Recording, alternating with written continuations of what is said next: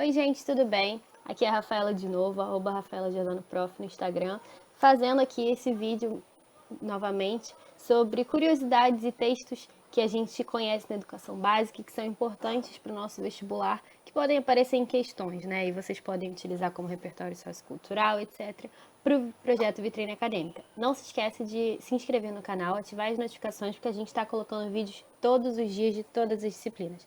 Então, vamos lá conhecer esse tal de soneto que já apareceu em alguns vídeos aqui no canal, como o de texto poético e seus elementos e o gênero lírico.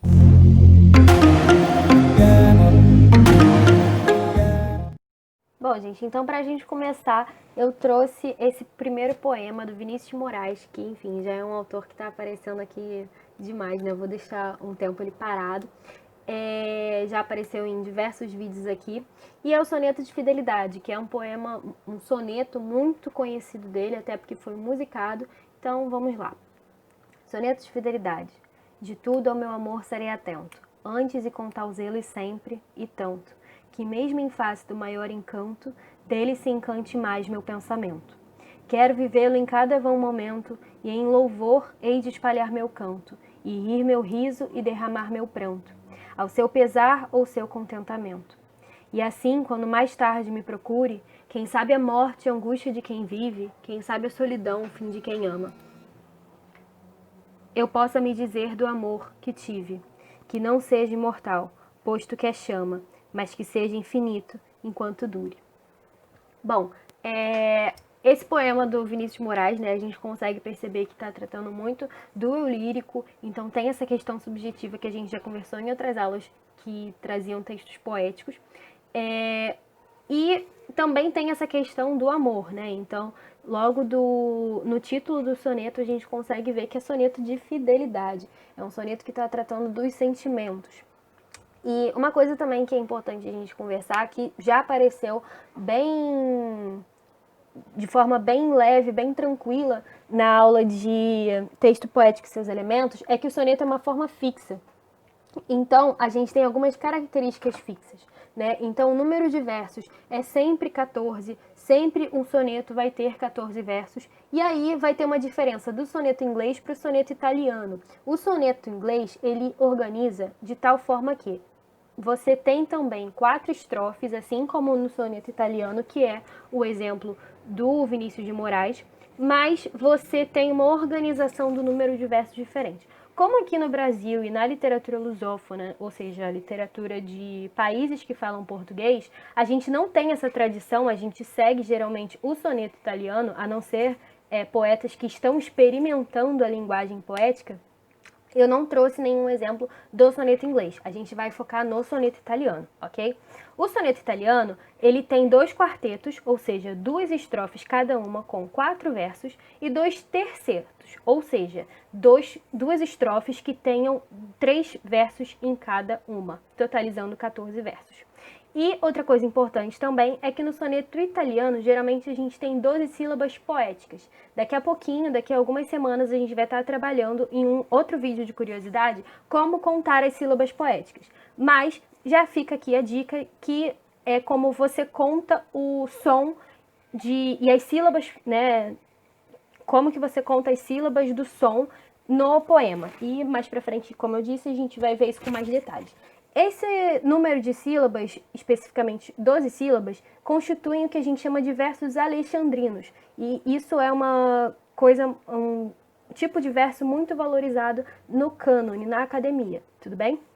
Então, a gente consegue ver, por exemplo, que nesse poema, no soneto do Vinícius de Moraes, a gente tem a presença de todos esses elementos. A gente tem os 14 versos, a gente tem 2 quartetos, e na coluna ao lado tem os 2 tercetos, a gente tem 12 sílabas poéticas, a gente tem tudo isso que eu falei antes, tudo bem? Trouxe aqui um outro poema, que dessa vez é da Cecília Meirelles, uma poeta brasileira, que diz assim: Segundo motivo da rosa. Por mais que te celebre, não me escutas. Embora em forma e nácar te assemelhes, a concha soante, a musical orelha que grava o mar nas íntimas volutas. Deponho-te em cristal, defronte a espelhos, sem eco de cisternas ou de grutas. Ausências e cegueiras absolutas ofereces às vespas e às abelhas. E é quem te adora, surda e silenciosa, e cega e bela interminável rosa, que um tempo e aroma e verso te transmutas. Sem terra nem estrelas brilhas, presa a meu sonho, insensível à beleza, que és e não sabes por que não me escutas. Bom, nesse poema a gente consegue ver também a presença dos quartetos e dos tercetos, mas também tem uma coisa a mais, né? Como eu falei, a forma fixa, ela é muito valorizada sempre no meio da literatura, no cânone literário. E a gente tem aqui a presença de rimas um pouco diferentes da do Vinícius de Moraes.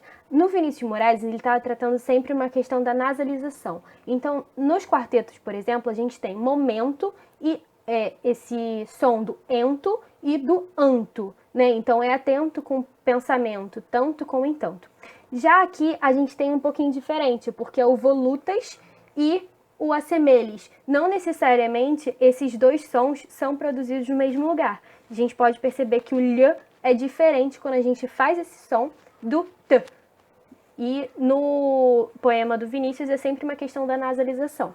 Então aqui já é um ponto que difere do Vinícius, tudo bem? Aqui também tem esse poema do Álvaro de Campos, Fernando Pessoa, né? O Álvaro de Campos é um heterônimo do Fernando Pessoa, que diz: Olha, Daisy, quando eu morrer tu hás de dizer aos meus amigos aí de Londres, embora não o sintas, que tu escondes a grande dor da minha morte. Irás de Londres para York, onde nasceste, dizes que eu nada que tu digas acredito. Contar aquele pobre rapazito que me deu tantas horas tão felizes. Embora não saibas que morri, mesmo ele a quem eu tanto julguei amar, nada se importará. Depois vai dar a notícia a essa estranha Cecília que acreditava que eu seria grande. Raios partam a vida e quem lá ande.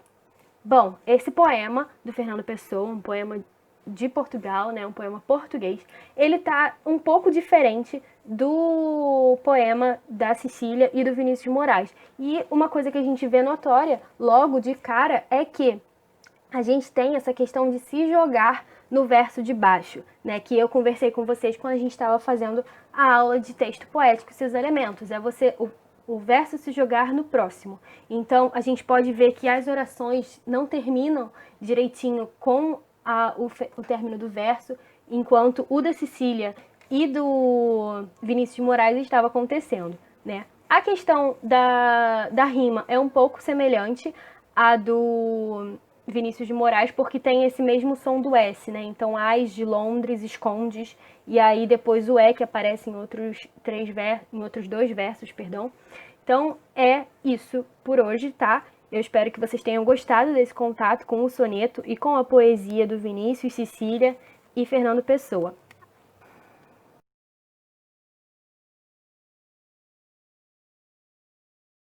Bom, gente, então eu espero que vocês tenham gostado desse passeio pelo soneto brasileiro, o soneto português do Fernando Pessoa. Obviamente existem diversos sonetos e sonetistas pelo mundo todo, mas eu espero que vocês tenham aproveitado esse contato com a literatura que talvez vocês não tenham tido em outro momento. Se vocês já conheciam algum deles, além do Vinícius de Moraes, que já tinha aparecido com o soneto de Montevidéu em outro vídeo, comenta aqui. Se você tiver qualquer dúvida, qualquer sugestão, crítica, além de comentar aqui no Projeto Vitrine Acadêmica, você pode me procurar no Instagram, é @RafaelaJordanoProf.